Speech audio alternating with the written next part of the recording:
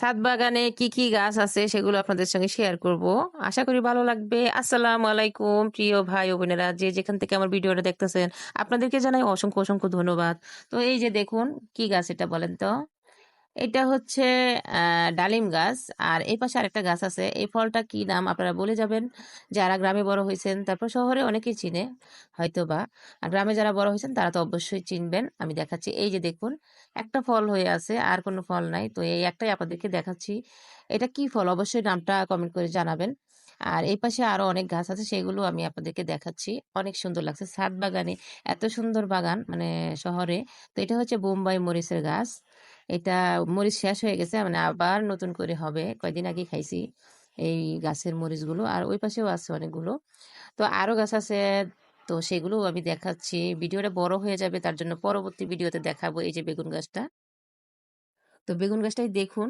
আসসালামু আলাইকুম প্রিয় ভাই ও বোনেরা যে যেখান থেকে আমার ভিডিওটা দেখতেছেন আপনাদেরকে জানাই অসংখ্য, অসংখ্য ধন্যবাদ। তো এই যে দেখুন পরবর্তী ভিডিওটা দেখাচ্ছি বেগুন গাছ। মাশাআল্লাহ, মাশাআল্লাহ বেগুন গাছে কত বেগুন হয়ে আছে। এটা হচ্ছে কি বলে গোল বেগুন বলে, তাই না? তো এই গাছটা একটা গাছ। তো একটা গাছের মধ্যে আলহামদুলিল্লাহ মাশাআল্লাহ অনেকগুলো বেগুন ধরে আছে। আসলে খাওয়াটা বিষয় না। খেলে তো এখন বেশি একটা দাম না। ৳৬০ ৳৭০ করে কেজি। তো দেখতে এত ভালো লাগতেছে। আপনাদের কাছে কেমন লাগতেছে অবশ্যই জানাবেন। তারপর পাশে আরেকটা গাছ আছে কিন্তু। ওটা হচ্ছে একটু লম্বা, মানে লম্বা বেগুন না। তো ওইখানেও কয়েকটা আছে। তো সেইটিও আপনাদেরকে দেখাচ্ছি। তো ধৈর্য ধরে ভিডিওটা দেখতে থাকুন। এই যে দেখুন। এটা হচ্ছে লম্বা বেগুন। এটা একটু চিকন মনে হয় যে দুর্বল একদম। স্বাস্থ্যবান না। তো এটা হচ্ছে লম্বা বেগুন। তো ২ ধরনের বেগুন আপনাদেরকে দেখালাম। কেমন লাগলো ভিডিওটা অবশ্যই জানাবেন, কমেন্ট করতে ভুলবেন না। আর যদি বেশি ভালো লাগে তাহলে শেয়ার করে দিবেন। শেয়ার করে সকলকে দেখার সুযোগ করে দিবেন যে শহরে অল্প জায়গাতে আর ছাদের উপরে এত সুন্দর একটা ছাদ বাগান করা যায়। যাদের ছাদের জায়গা আছে তারা এইভাবে করতে পারেন। পাশের বিল্ডিং এটা কিন্তু একদম আমাদের বিল্ডিং এর সঙ্গে ঘেঁষা। এই দেখুন কত লেবু হয়ে আছে, কত বড় একটা গাছ। অনেক, অনেক লেবু হয়ে আছে। আর এই ছাদে কিন্তু আরো অনেক গাছ আছে।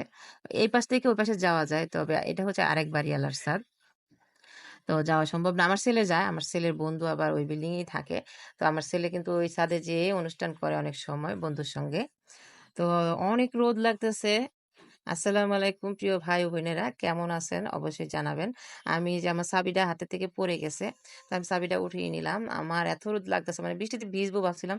তো বৃষ্টি তো চলেই গেছে। বৃষ্টিতে ভিজতে পারলাম না। কিন্তু বৃষ্টির পরে যেই রোদটা উঠছে মানে একদম ফাটাফাটি রোদ।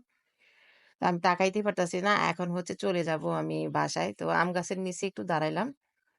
আম গাছের নিচে একটু ছায়া আছে। তো এখানে দাঁড়িয়ে আছি আমি। আম গাছে কিন্তু আম হয় নাই। এবারে কেন যে আম হয় নাই বুঝতে পারলাম না।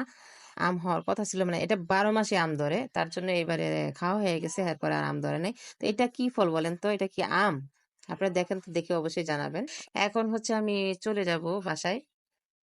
তো দুপুরবেলা তো দুপুরবেলা আসলে ছাদে থাকা ঠিক না। তারপরেও আসলাম ছাদে। একা একাই আসছি বৃষ্টিতে ভিজার জন্য। বৃষ্টি থাকলে অবশ্যই আমার মেয়ে আসতো। আর এই যে এটা দেখেন এটা কিন্তু কামরাঙ্গা বেলুম্বা গাছ। বেলুম্বা বলে এটা। আর হচ্ছে কলা গাছ। তো আমি সবগুলো গাছের সঙ্গেই ছবি উঠাইছি। কেমন হইছে অবশ্যই জানাবেন। আল্লাহ হাফেজ।